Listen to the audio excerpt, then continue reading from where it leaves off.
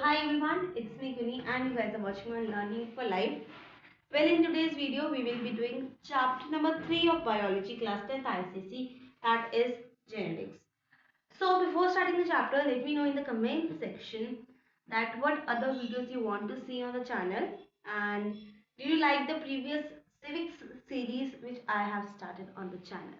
So pause this video right now, comment it down and then resume. Okay.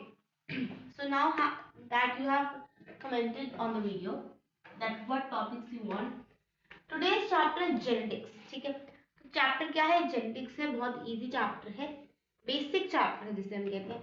तो सबसे पहले तो genetics की definition, and you have to learn this definition word to word by heart. Definitions को word to word learn करना है हम लोगों ने. So what is genetics? Genetics is the study of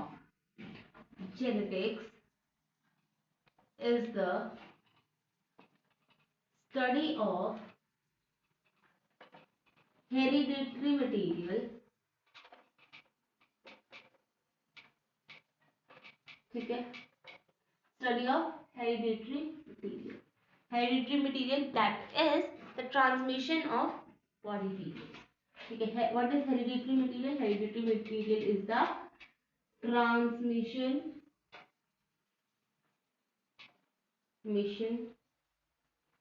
of body features. ठीक है, this is called hereditary material. Hereditary material में basically क्या आते हैं? हमारे जीन्स आते हैं एंड ऑल्सो हमारे आते हैं chromosomes, DNA, everything, and features from parents to offspring.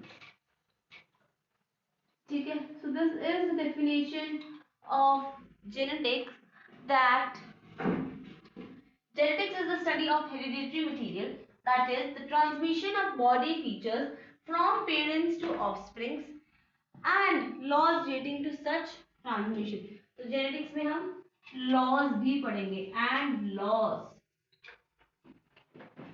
relating to transmission. ठीक है, उस ट्रांसमिशन के रिलेटेड जो लॉज होंगे वो भी हम चैप्टर में पढ़ने वाले हैं. सो आई होप इतना क्लियर है. नाउ वेरी इंपॉर्टेंट नेम यहाँ पे जो आएगा, दैट इज ग्रीगर मेंडल. तो हु इज ग्रीगर मेंडल? तो ग्रीगर Mendel is an Austrian monk है, या अगर जनरल बात करें बहुत इंपॉर्टेंट थी, that is father of genetics. Genetics का फादर है क्योंकि इसने ही हमें मेंडल के लॉज दिए हैं. एवरीथिंग ऑन द बेसिस, जितना भी हमें आज जेनेटिक्स के बारे में पता है तो वो हमें ग्रीगर मेंडल की वजह से ही पता है. तो स्टार्ट करते हैं. When was he born? He was born on 1822 and then 1884. then जो स्टार्टिंग अर्ली स्टडीज थी, अर्ली स्टडीज उसने कहा कि अर्ली स्टडीज उसने की मोनास्ट्री में. ठीक है, एक मोनास्ट्री में अर्ली स्टडीज उसकी थी, मोनास्ट्री में. ठीक है, कहाँ पे बोर्न हुआ था? एक पीजेंट फैमिली से बिलोंग करता था. ठीक है, और लेटर इन द फ्यूचर उसने साइंस और मैथ्स पढ़ी थी. और कहाँ पे पढ़ी थी? एक यूनिवर्सिटी थी, university of Vienna. So at university of VIENNA, Vienna. ठीक है, यहाँ पे उसने क्या पढ़ी थी? हमारी science and maths. He wanted to be a teacher, but luck did not favor him. उसका एम क्या था? टीचर बनना. बट उसके लक ने उसका साथ नहीं दिया, उसकी किस्मत ने उसका साथ नहीं दिया, वो टीचर नहीं बन पाया. एंड क्यों नहीं बन पाया? क्योंकि वो टीचिंग सर्टिफिकेट का जो एग्जामिनेशन होता है, टीचिंग सर्टिफिकेट का एक एग्जामिनेशन होता था, उसमें वो क्या हो गया? फेल हो गया. ठीक है, लेकिन इसका ये फेलियर जो था उसने बाद में डिस्कवर हुआ कि इसने अपने आप को बना लिया इस फेलियर की वजह से टीचर ऑफ द टीचर्स, मतलब टीचर्स का भी टीचर, क्योंकि इसने बहुत सारी रिसर्च की, बहुत सब कुछ किया, जिसकी वजह से he is well known today. फिर उसके बाद he had to return monastery and spend his rest of life as an abbot. abbot की तरह उसने अपनी पूरी जिंदगी बितानी थी. And the monastery had lovely gardens. lovely gardens में यहाँ पे हमारे पास एक पी प्लांट था. पी प्लांट को हम जैसे पी प्लांट, कौन सा पी प्लांट था? गार्डन पी था. ठीक है, इसका जो प्रॉपर नेम है दैट इज पाइसम सैटिवम. ठीक है, तो उससे ये बहुत अच्छा लगता था और उसने फिर इस पाइसम सैटिवम पे हमारा पूरी स्टडी करनी स्टार्ट की, जहां से उसने स्टार्ट किया अबाउट द जेनेटिक्स. एंड यहाँ से ये पाइसम सैटिवम की स्टडी से आपको मिले हमारे पास मेंडल लॉ ऑफ इनहेरिटेंस. ये कहाँ से आए? हमारे पाइसम सैटिवम के ऊपर उसने जितनी भी रिसर्च की उससे आए. तो अब हम पढ़ेंगे मॉडर्न एप्लीकेशन ऑफ जेनेटिक्स कि जनरली अब जो एरा चल रहा है वहां पे जेनेटिक्स को क्या क्या इसके आगे फ्यूचर है, क्या क्या कैसा है. तो number one thing is genetic engineering. Genetic engineering is very important. यहाँ पे इसमें क्या है? इंजीनियरिंग. ठीक है, जेनेटिक इंजीनियरिंग क्या है? जेनेटिक इंजीनियरिंग, सॉरी या इंजीनियरिंग, ठीक है, या जेनेटिक इंजीनियरिंग में ये बेसिकली एक टेक्निक है. तो इसकी भी डेफिनेशन बाय हार्ट, डेफिनेशन सारी by heart word to word आपको लर्न करनी है. So genetic engineering is a technique in which क्या हो रहा है? जेनेटिक मतलब इंजीनियरिंग मतलब बनाना, एंड जेनेटिक मतलब हमारे अपने जीन्स को, जीन्स के साथ खेल चल रहा है, जीन के साथ हम प्ले कर रहे हैं. तो which the genetic constitution in which the genetic constitution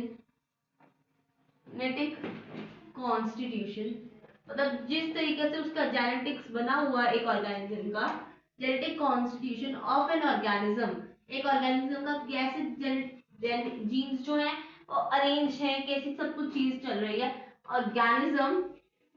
ये एक टेक्निक है जिसमें जैसे भी जेनेटिक्स को हमने genetic constitution of an organism, जो कि एग्जाम्पल लेंगे बैक्टीरियम, इसे हम क्या करते हैं? इज ऑल्टर्ड, इसे हम चेंज कर देते हैं.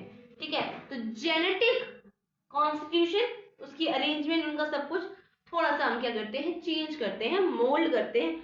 जनरली बैक्टीरियम का is altered by how it is altered. Altered पे क्वेश्चन कि कैसे ऑल्टर हुआ? By adding. ठीक है, किसी चीज को ऐड करोगे तभी वो ऑल्टर होगा, या तो सब्ट्रैक्ट करोगे या ऐड करोगे. यहाँ पे हम क्या कर रहे हैं? We are adding by introducing new genes, नए जीन्स डाल रहे हैं इनटू द ओल्ड वंस. तो पुरानों में नए ऐड करेंगे तो इसके इनटू इट्स क्रोमोसोम, इसके क्रोमोसोम में हम कुछ और जीन्स डाल देंगे, जिससे क्या होगा? ऑल्टरेशन क्रिएट होगी, चेंज होगा, जिसे हम कहेंगे जेनेटिक इंजीनियरिंग.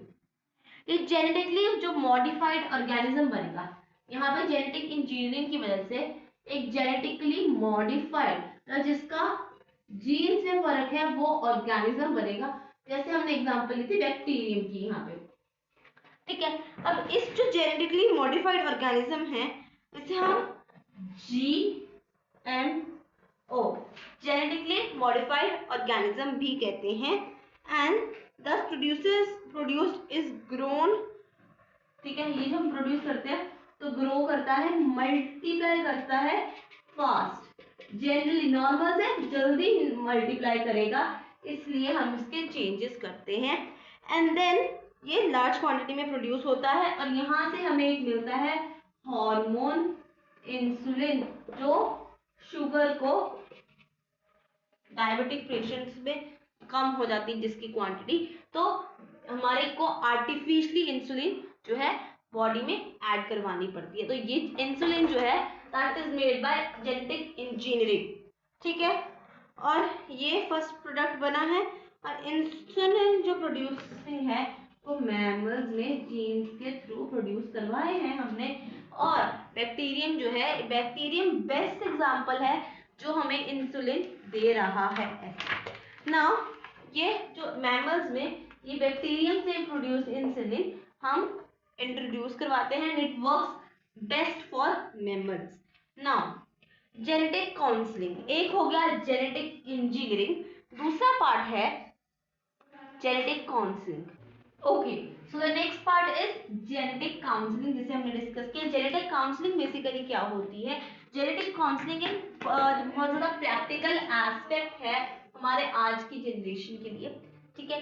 तो क्या हो रहा है कि जो न्यूली मैरिड कपल्स हैं उन्हें एडवाइस किया गया है कि एक स्पेशलिस्ट को कंसल्ट किया जाए, किसको देखने के लिए कि क्या अनडिजायरेबल ट्रेट है हमारे जेनेटिक्स में, जीन्स में, कि जो हमारे चिल्ड्रन में इनहेरिट हो सकती है, कि ऐसी कोई डिसीज तो नहीं चल रही है हमारे जीन्स में जो अभी तो विजिबल नहीं है हमें, लेकिन इन फ्यूचर हमारी फ्यूचर जनरेशन में शो हो सकती है।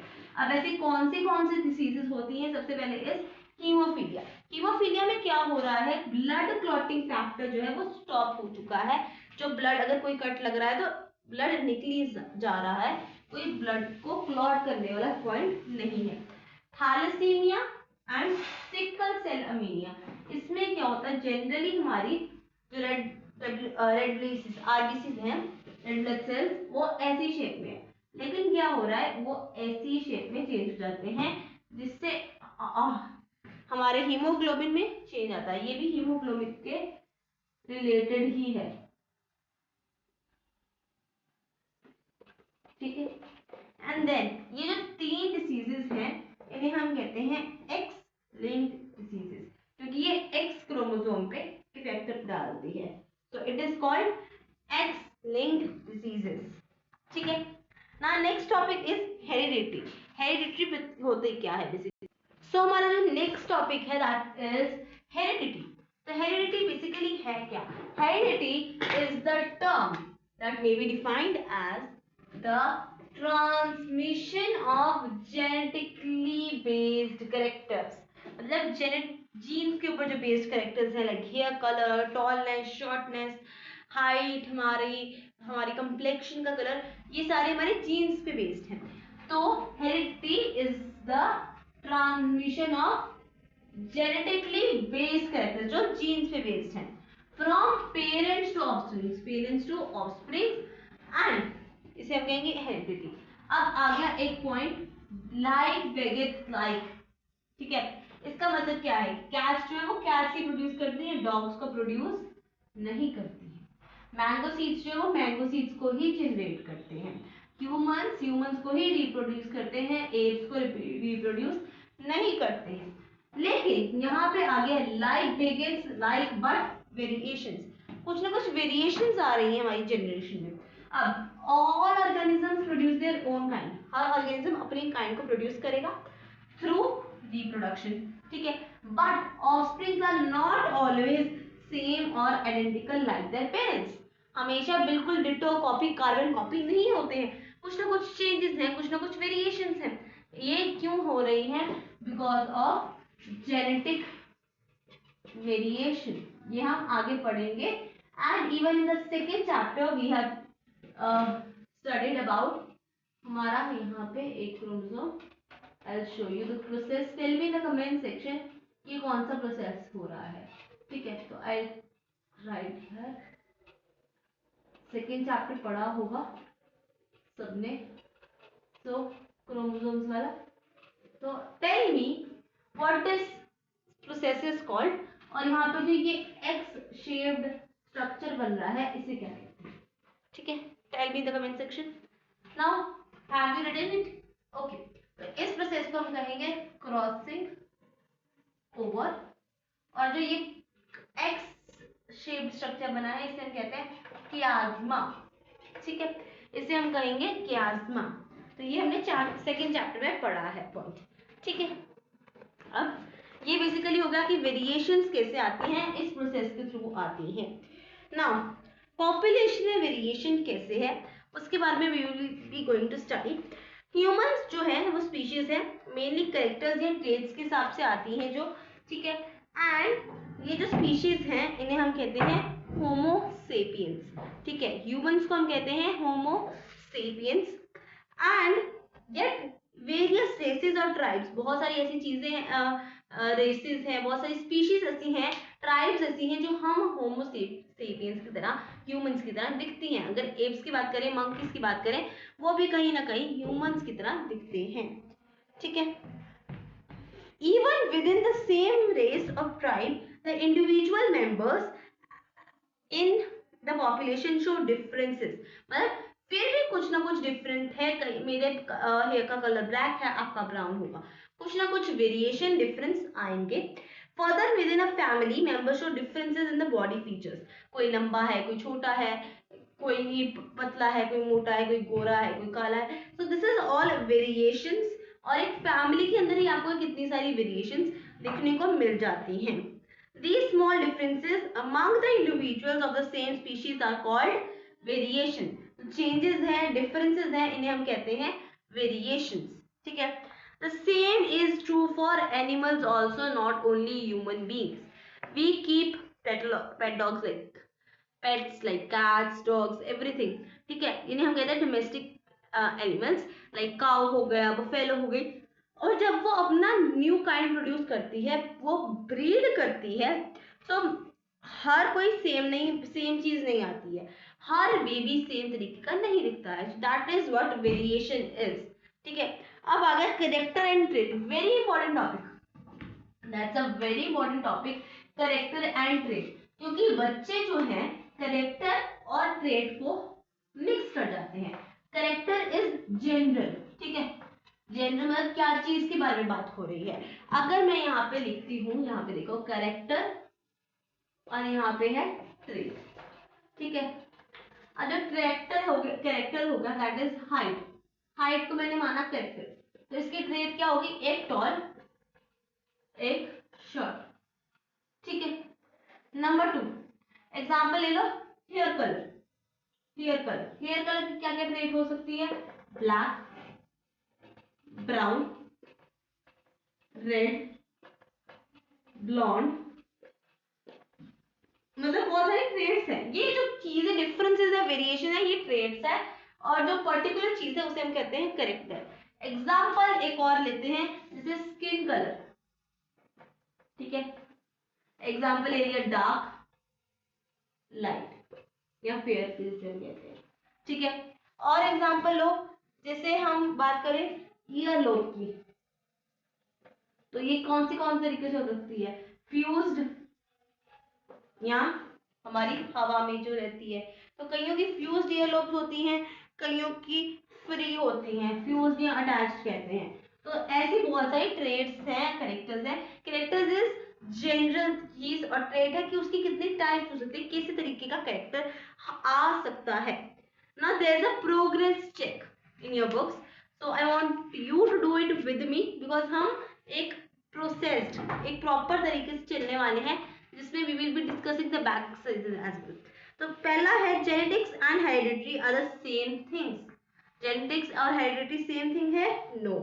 सो genetics and heredity are not the same thing, so it is false.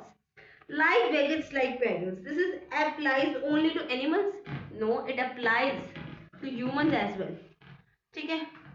तो या it does not only apply to animals. ये हमने पढ़ा था कि मैंगो सीड मैंगो ट्री ही प्रोड्यूस करेगा, सो इट अप्लाइज टू हमारा plants as well, so it is also false. The entire human population shows variation, that is true. बहुत सारी वेरिएशंस आएंगी, so that is true. Which of the following in humans are established genetic traits? कौन सी genetic traits हैं, tick mark करना है हम लोगों को। सबसे पहले capacity to be a good cricketer, तो ये जरूरी नहीं है कि अगर फादर क्रिकेटर है तो बेबी भी क्रिकेटर होगा, this is not genetic. Number 2 is curly hair, या दिस इज जेनेटिक, कि पेरेंट्स की हेयर कैसे हैं, स्ट्रेट है, कर्ली है, वेवी है, तो वो बच्चे में भी ट्रांसमिट हो सकते हैं। Next is left handedness, it is also genetic. ठीक है, क्वालिटी ऑफ वॉइस, ये कहीं ना कहीं एक कंट्रोवर्शियल पॉइंट है कि कई लोग कहते हैं कि नहीं होती, कई लोग कहते हैं होती है, but here we are going to write no. ठीक है, रेड ग्रीन कलर ब्लाइंडनेस, तो कलर ब्लाइंडनेस भी जेनेटिक हो सकती है, so yes it is true. ठीक है, now chromosome the carriers of heredity, so chromosomes क्या है, heredity को लेके जाने वाले carriers हैं। well we will be covering this part in the next जो बाकी का chapter we will be covering in the next part. ये पार्ट मैं बायो की वीडियोस थोड़ी सी शॉर्ट रखती हूँ हमेशा, अबाउट लाइक 20-25 मिनट्स, बिकॉज समझना हमारा जो कंसेप्ट है that is the main point. तो I will be seeing you guys in the next one, जिसमें we will be studying about chromosomes जो कि है the carriers of heredity, then chromosome in homologous pairs, very very very important topic from chapter 2 and 3, homologous pairs पढ़ना ही पढ़ना है। Then two main categories autosome and allosomes, then उसके बाद we will be doing how to determine gender, and then chromosomes carriers of genes as well, एक carrier क्या करता है, हेरिडिटी एंड जीन्स को, फिर जीन एंड जीनोम, जीन्स और उनके एलील्स, डोमिनेंट और रिसेसिव एलील्स, फिनोटाइप क्या होती है, जीनोटाइप क्या होती है, इन सब चीजों के बारे में हम बात करेंगे ना next video. So I'll see you guys in the next one. Till then, bye bye. Thanks for watching, and do tell me in the comment section if you have any queries. Hit the like button, share this with your friends, and I'll see you guys in the next one. Bye guys.